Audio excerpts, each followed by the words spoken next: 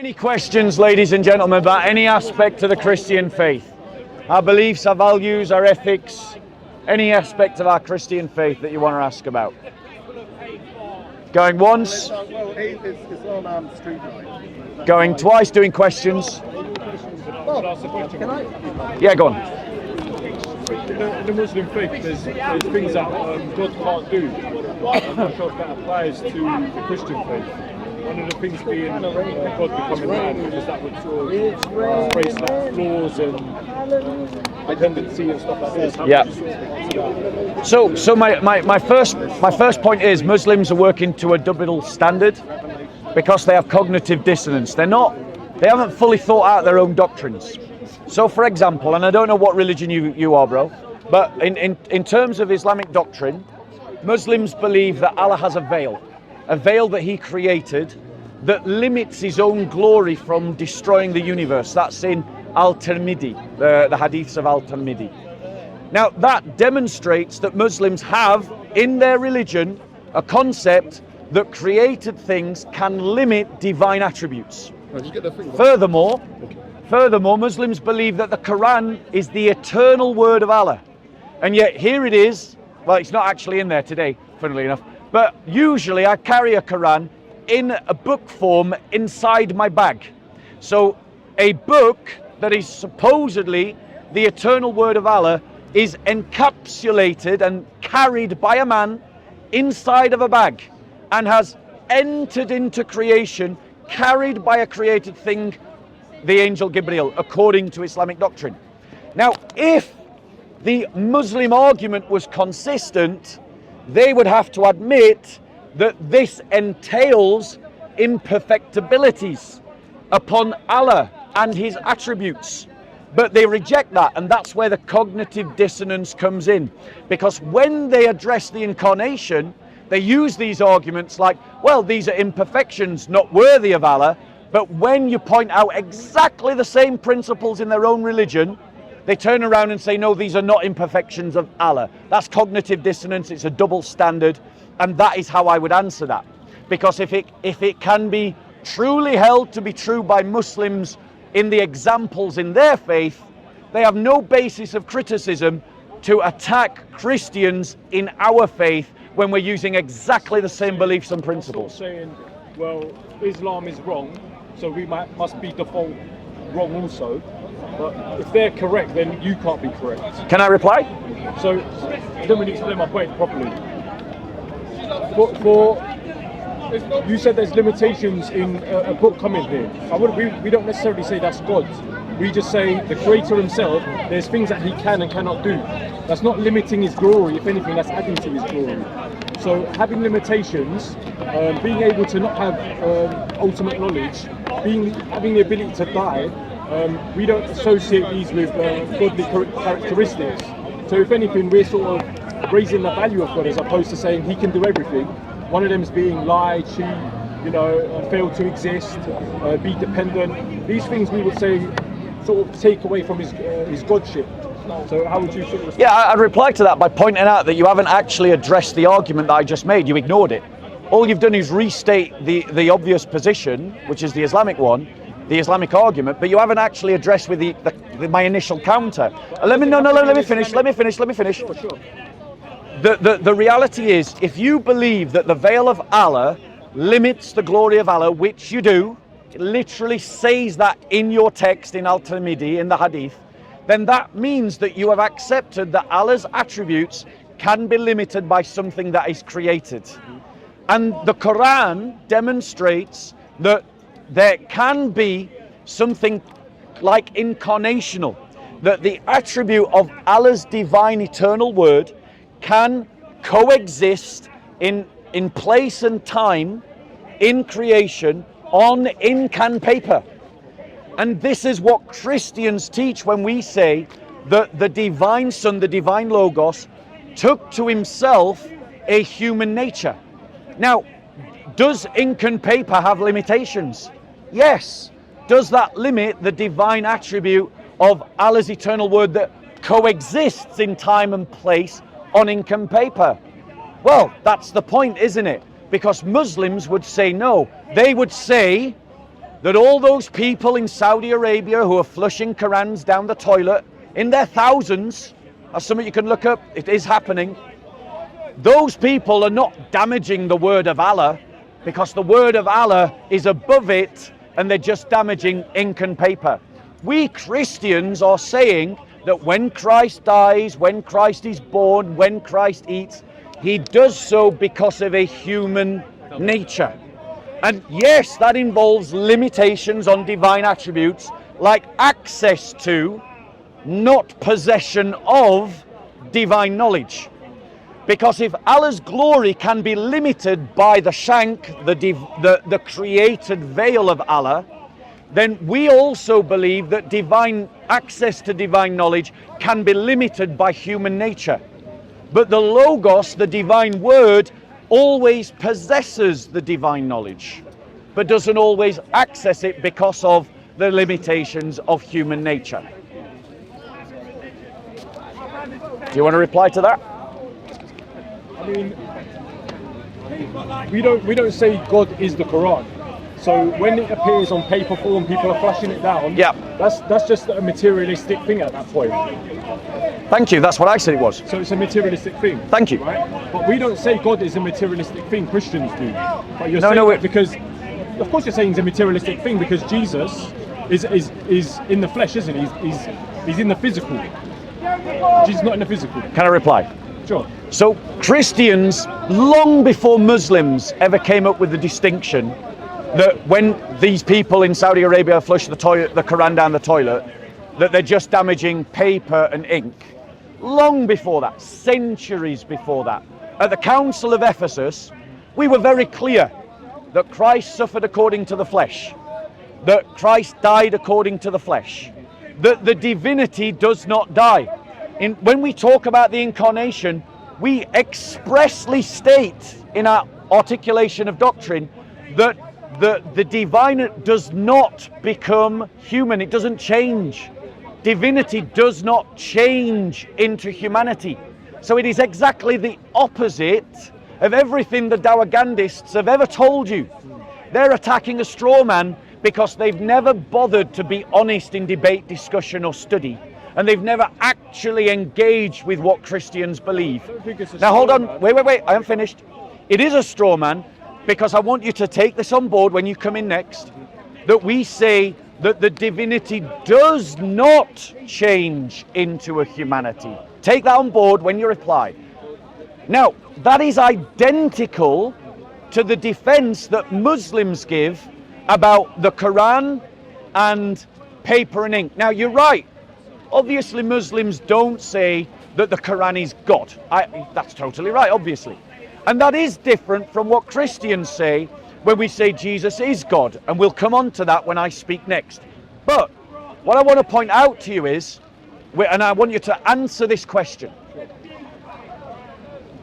can it be in any conceivable universe that the eternal word of Allah can exist distinct from and independent to Allah himself's existence? I've heard you make this argument before. Yeah.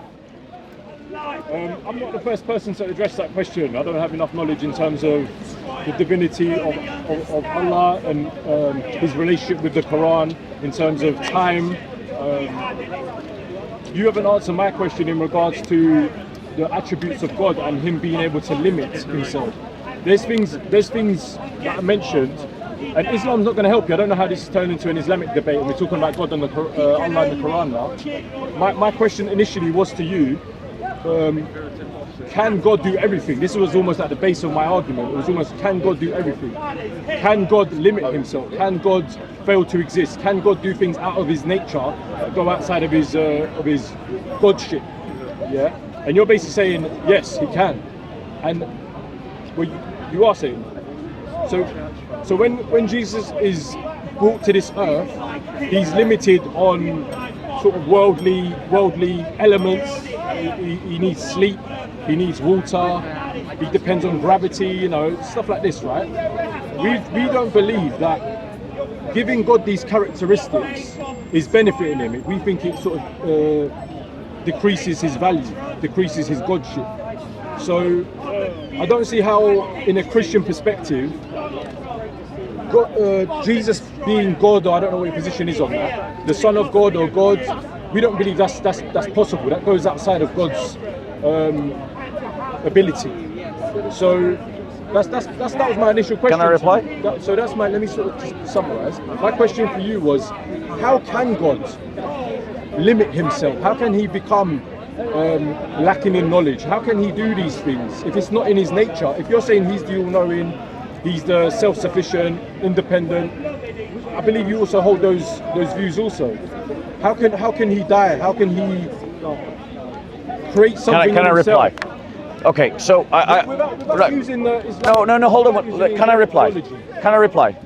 So, firstly, you don't get to set the terms of the debate. I will answer the question however I feel is necessary. I'm going to address your question head on, and then I want to make some auxiliary points with regards to Islam. So please don't interrupt when I address the question head on from the Christian perspective, because I have other comments about Islam that I want to make. Okay? Now, to address your question head on, there are obviously illogical things that God does not do. Okay? However, when we say, and I'm going to address the question of Christ and knowledge, we make a distinction between Christ possessing the divine knowledge and Christ having access to the divine knowledge. Let me use a human analogy you're very familiar with to demonstrate what I mean by that distinction. I'm sure you've had examples in your own life where you've gone home, you've put your cash card or your car keys down or your keys down, and then you need them again and you can't remember where they are, and you look high and low and you can't find them, and you're sitting there going, flip, how am I going to get to the shops? And then boom, it comes to you, oh, I stuck them in such and such a place. You remember and you go and get them straight away, you remember. That's an example of possession of knowledge without access to knowledge. That's an example of it. Shows the distinction is a real distinction. And we Christians believe that at the Incarnation, Christ maintains the possession of all divine knowledge in his human existence. But he becomes like us in every way. And to be like us in every way is to have limited access to divine knowledge, because all knowledge is divine knowledge anyway. Everything you know, God knows. So all your knowledge is God's knowledge. You just gain access to things that God knows. Now, so Christ doesn't have access, because that wouldn't be human, and we believe Christ became fully human without changing from his divinity.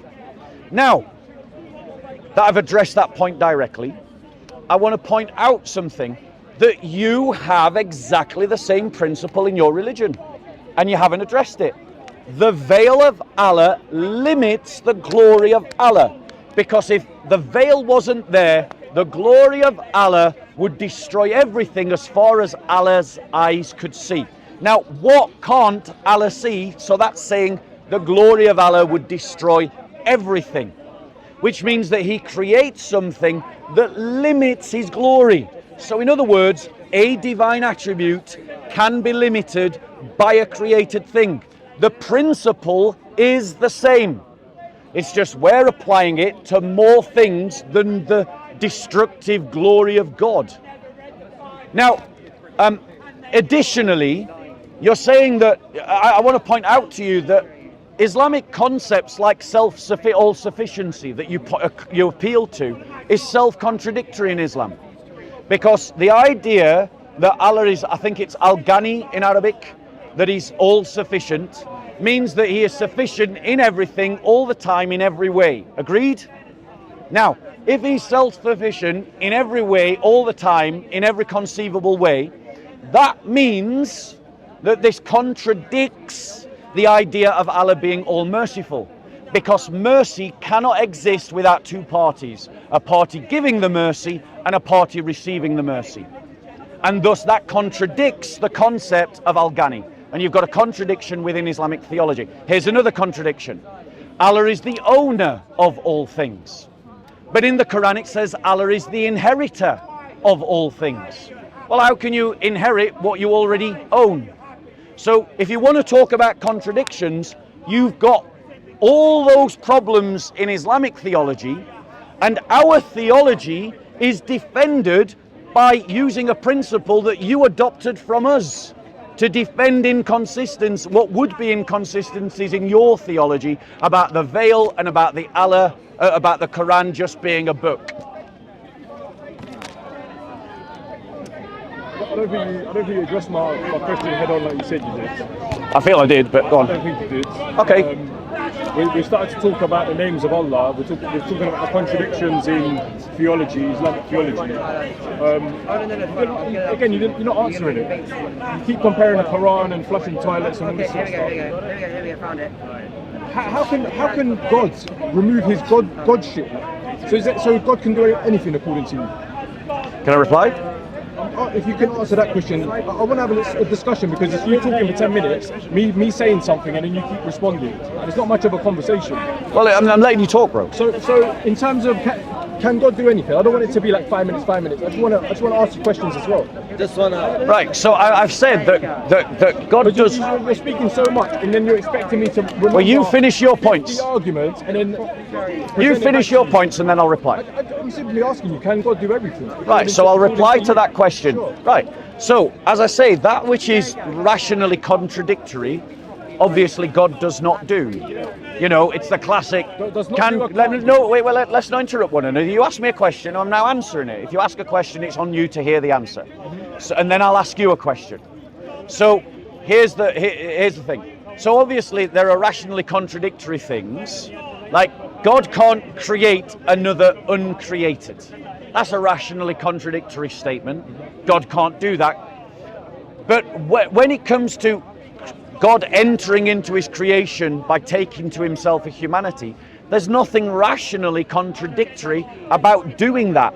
That's well within the abilities of God to do, especially when you consider that Christians don't believe that it involves any change to the divinity, and we expressly say as much. Right now, it doesn't matter what you think. We Christians do say that we express. But now let me ask you a question. Sure. Now let me ask you a question. The Quran that I have in a box at home, right? That Quran, right? Is that the eternal word of Allah in creation? Yes or no? Can I talk now? Yeah. So. Again, you answered the question, and you basically said Jesus, you didn't say Jesus. God can come into Earth, yeah, and he can basically have limitations. And you have yeah. So I don't think that's the case, man. I don't think that's the case, if I'm being honest with you, because you gave an example of things that God can't do out of his own nature. Yeah? I'm saying to you, there's things that God can't do out of his nature, and where does that draw the line? Because I don't know where you get that information from and where I get my information, or who's right and who's wrong. In terms of God's characteristics, what he can and cannot do, where do Christians base that off? It's the Holy Trinity. Wait, bro. So where do Christians get the ideology that God can be a man? Where does it say that? And what's the stopping from being an animal, or what's stopping God from being a tree? You know. Can I reply? I'm not finished yet. Okay. So it's like, it doesn't really resonate with me too well, because it's like, what's stopping him becoming a tree, for argument's sake? You know. To us, he can't ever be creation, because to be in creation is to be limited, and I don't think you've fully addressed that yet, man. Can I reply? Of course you can. Right. So thank you for admitting that Allah.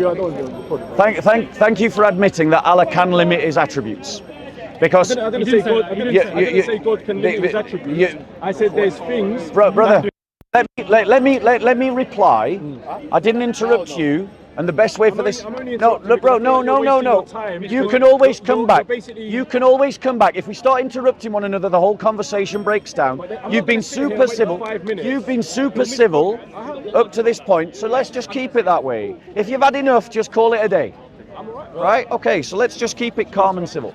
So thank you for admitting that God can limit his attributes. Because you've just said that when it comes to the Quran.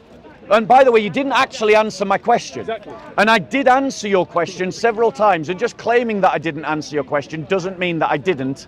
People will be able to judge from the video. Now, that doesn't matter to me. Now, in terms of, and again, if we just interrupt one another, the conversation will break down. So let's try and keep it civil. You've done great up to now. Now, if in terms of addressing the point, right? I have pointed out to you 2 examples where Muslims believe that Allah's attributes can be limited: the Quran and the glory of Allah. One of which is, and both of which are limited by creation. Now, Muslims don't infer from that a confusion or a change of the divine attribute. They don't say that the glory of Allah is somehow changed by the fact that it's limited by the veil of that Allah has created, or that the eternal nature of the Quran is changed by the fact that it is now coexistent in time and space, inseparable from paper and ink that exists in a box in my room. And now that logic that Muslims are using, they stole from Christianity. We Christians argued that from the 4th century. That's centuries before Islam even came along, and you borrowed our theology to make your own theology make sense. Now, I have addressed your question multiple times. I will address it again just to leave you without any excuse, and just to demonstrate that there's nothing now but a rhetorical refrain from you and you're not actually paying attention. We believe that Christ took to himself a human nature and was fully like us. It is not in the way of humans to have access to all divine knowledge all of the time. All humans gain access to what is divine knowledge because all knowledge is the possession of God. We believe that in his human nature Christ did not have access to all divine knowledge, but that doesn't mean that he didn't possess it. And I demonstrated in my earlier example about the cards and the keys that is an example of a real distinction that makes sense because you live it in your real life. How would you like to reply? I don't think you can compare me losing my keys and then suddenly remembering where I put them, and then base that on how God sort of works. I don't think you can do that. Just because I forget where my keys are, what's that got anything to do with God? I really don't understand what the point you're making. You either have knowledge or you don't, right? And the fact that Jesus didn't have all knowledge, to us is a big problem. Sign of his humanity. Yeah. Can I reply? I'm not finished. Okay. Again, this is the thing, when you talk 5 minutes, I had other things I wanted to say, man. This is why I want to keep it as a conversation. He did say at one point, he said that... Sorry, are you letting him into this conversation? Because I will now reply to his points. No, I'm not. Wait, hold on 1 second. That's fine. Right, is he now in the conversation? You make this choice. See, you're trying to dictate the conversation. You said to me, I'm not allowed to dictate the conversation. And then You can, no, I'm giving you the option. I'm not dictating. I'm saying you make a choice. Do you want him? Reply to him. I am asking you, do you want him in the conversation? Robert, If you say yes, I'll reply to what he says. You've made the I'm not going point, to say anything yeah? to you, don't worry. You've made the point, and you basically said God can limit himself because I forgot my keys once. It doesn't really make sense, man. Like, we don't think God can Limit himself? We don't think God can Limit do himself. things out of his godly nature. I don't say limit or whatever. I don't think God can do things outside of his godly nature. Yeah. So one of his godly nature is being all-knowing. Okay. Yeah. I still don't understand your point. Oh, I forgot my keys once. I remembered where they were. Oh, that means Jesus is the Son of God. It doesn't really add up to me. Can I reply? Of course you can. Okay. Now please note, I'm asking permission each time. No one's dictating the conversation to you. I literally ask you if I can reply. So the point is, what's your name, bro?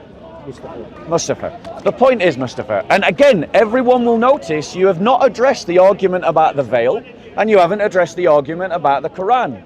But I have addressed your question about knowledge multiple times. Now, to go back to you to point out something that you missed, Mustafa, and maybe it's just because you knew at this, right? I pointed out to you that there is a distinction between possession of knowledge and access to knowledge, and I gave the example of forgetting and remembering to demonstrate the reality of the distinction. You need to learn to follow an argument. The point that I'm making to you is that if it is possible for Allah to limit his attributes in Islam, which you believe that he does, even if you don't know that he does, even if you have cognitive dissonance over the fact that he does not then mean that you are justified in attacking Christianity, because you employ the very defenses that Christians used centuries before Islam to get yourself out of the conundrum that you're trying to put Christianity in, which is the idea of Allah limiting his attributes, God limiting his attributes. I'm saying God can limit his attributes. You're saying he can't. So then you have to explain the veil and the Quran and how that isn't a limitation on God's attributes. Now, you mentioned about God's nature, and it's a very pertinent point, very pertinent, because the God that you believe in and the God that I believe in are very different. The God that I believe in, his central characteristic is that God is love. So much that we Christians say, ubi caritas et amor Deus ibi est. Where there is love, there is God. That's how important it is to us, that God is love. Now, if you love someone, as you know, Mustafa, if you love someone, you will do things that denigrate your own nobility for the people that you love. Your children, your wives, or your wife, depending on how many you've got, or any number of other people that you love. Your mother. Like, would you not humiliate yourself to protect your mother? Of course you would, because you're a loving son. Whereas Allah, by contrast, is a fickle sovereign on a throne who emulates and esteems his own greatness more than anything else. And so, of course, that God would not enter into creation. But I don't believe in a fickle sovereign God. I believe in a loving God. And as you know, love will mean that you will do things that are beneath you.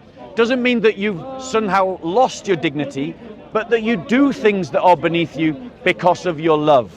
And that's exactly what we believe God did. We're not saying that these things weren't beneath God. We're saying they were beneath God, but God does them anyway because of his love.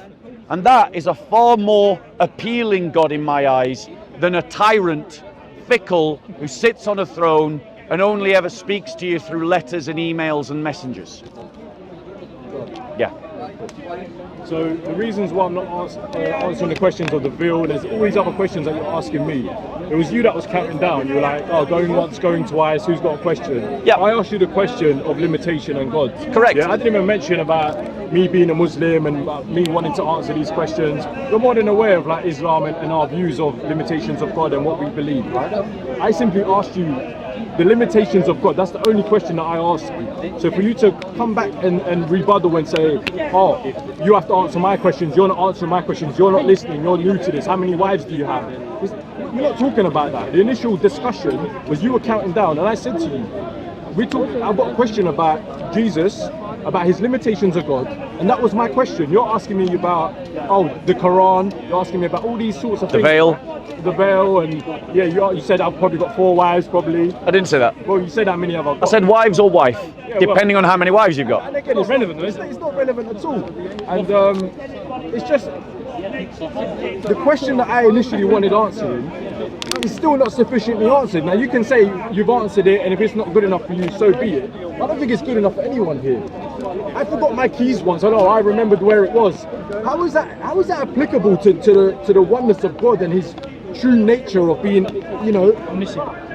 all-knowing, no need of water, no independent, It doesn't answer the question. You can't give me an example of a human sort of characteristic that would make me believe that, oh, you know what, Jesus came here, and yeah, he can be limited and unlimited and limited at the same time. It's a contradiction to me, and for that reason, Bob, I don't really believe that. So you can bring up the Quran and the veil. I don't even need to be Muslim or have a faith to have that sort of question.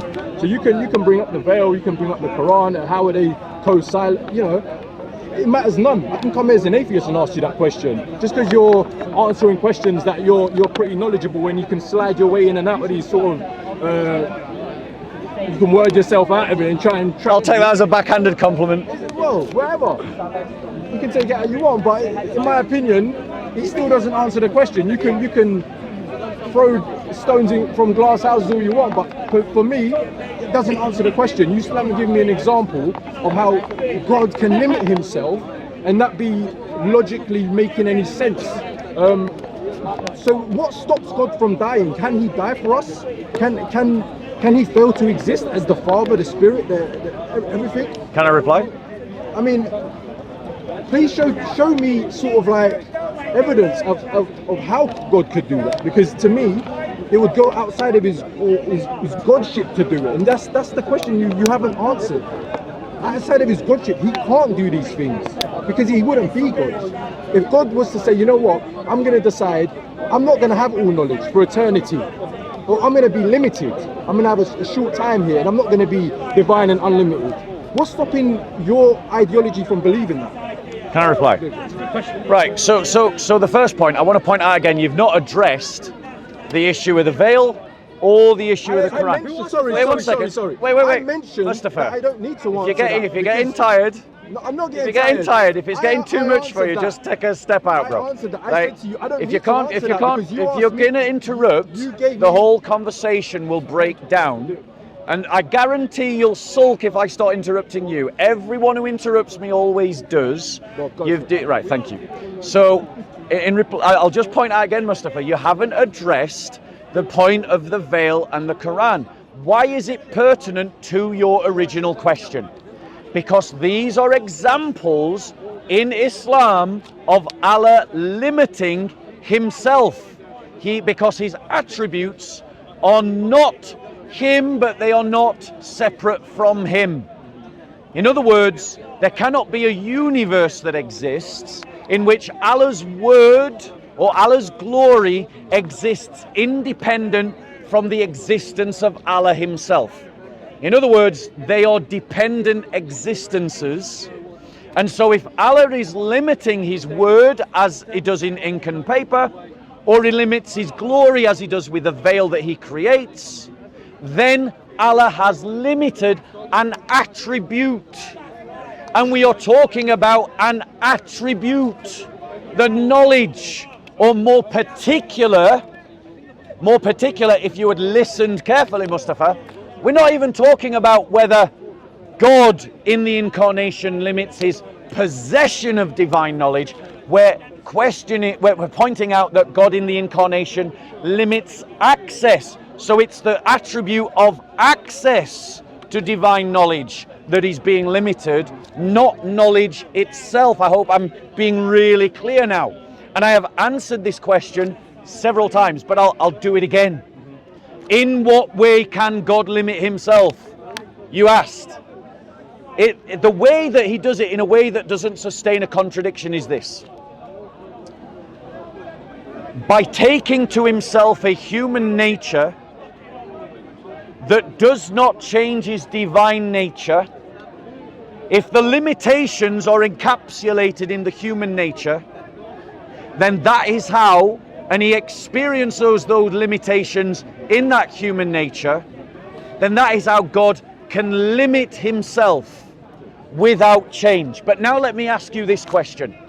How does Allah limit his glory by something that he creates, and that not be the, how is that not the same by God limiting his access to divine knowledge by veiling himself in flesh? That's all? Yeah, of course. Bob, you're saying to me that I'm not listening, right? I don't think you're listening to me, man. The point that I was making was I can come from an atheistic position, right? You don't need to give examples of Islam, of Judaism, of any type of ism, right? It's not relevant. I'm coming to you with a question. Yeah. Islam's not going to help you here, right? Islam's not going to help you. Nothing's going to, I could be believing in evolution or whatever, right? It's not going to help you, right? I'm asking a question where you don't need to say, oh, in the Quran or in Islam, look, there's this same ideology problem, there's this same contradicting problem. You don't need to say that. What's the question, Bob? I want to hear the question. What's the question? Oh, missed it. If you draw him in, I'm want to hear the question. let's just finish our conversation. Yeah. I have a issue myself. I have to just focus, especially when you're talking for about 10 minutes.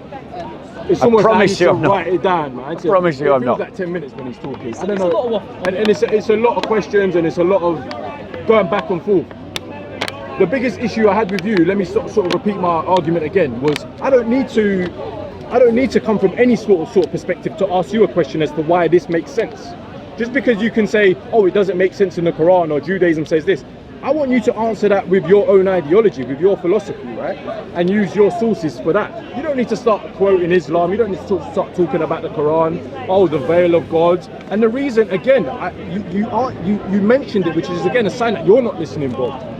You said to me, oh, you didn't answer my questions about the veil. You didn't do this about, I asked you this, I asked you that. That wasn't that. I came here. You were the one counting down. Again, I have to repeat myself. This is just.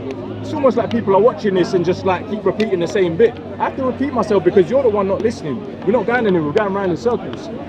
I came to you and asked the question. I said to you, the limitations of God. Where do you draw the line? And one of the things you didn't address necessarily. I said, can God become a tree? Can God do this? What is the end of his limitation? How far can he take it? Because one of them is he can limit himself, he can in knowledge and all the rest of it, right? He can be dependent. How far can he take that down? Can he fail to exist completely? Right? That's one of the questions I directly asked him. I said, can he be a tree? To what extent can he lower his godship? That's something you were talking for like 15, 20 minutes it seems. Didn't answer. And mate, you were just waffling on and waffling on. You didn't answer none of it. You kept talking about the veil and all the rest of it. You didn't answer nothing I said. You're saying that I'm not listening.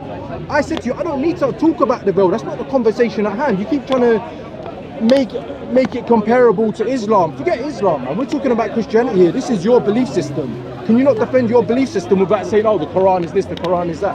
Can I reply? So the questions that I want you to directly answer, firstly, I don't need to talk about the Quran. Just imagine I'm coming from a perspective of no religion, right? I'm asking you I'm guessing you're a Christian, right? To what extent? What gave it away?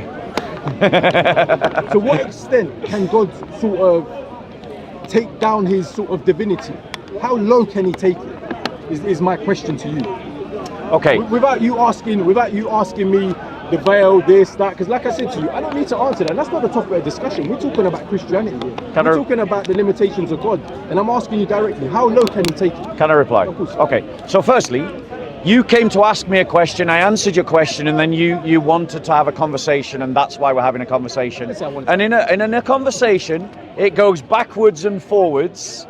And the point that I've made to you that you keep missing, Mustafa, and I'll make it to you again, is that Muslims use Christian arguments to get Islam out of the very problem you're trying to put Christianity in, and that's exactly why the example of the veil and the example of the Quran are relevant.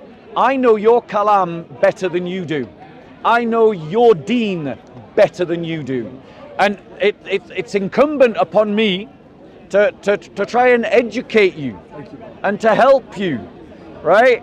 Because pride in our muscles is not the same as pride in our intellect, right? And we shouldn't have pride at all.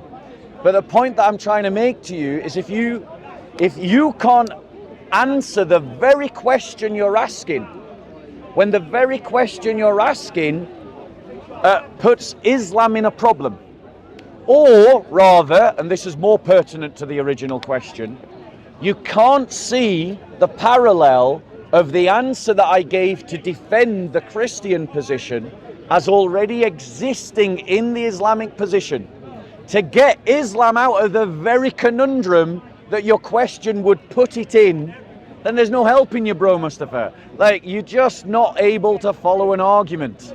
Now, to answer your question, how far can God limit his divinity? Yeah, I'm getting there.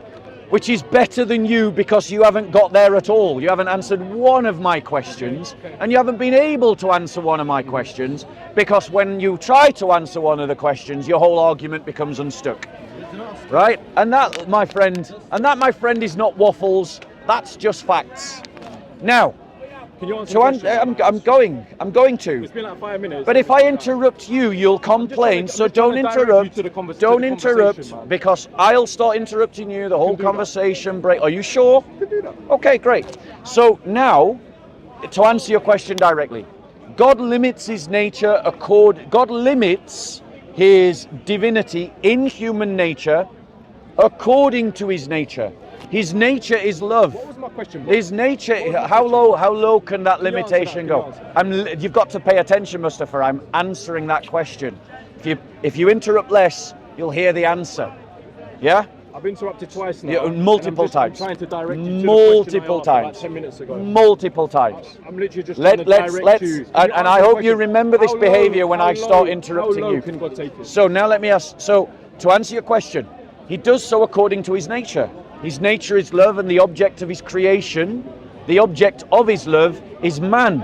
And so he limits himself to the form of man. That's how low it goes. Now let me ask you a question again. How can it be that Allah's glory can be limited by a veil that Allah creates? Cool.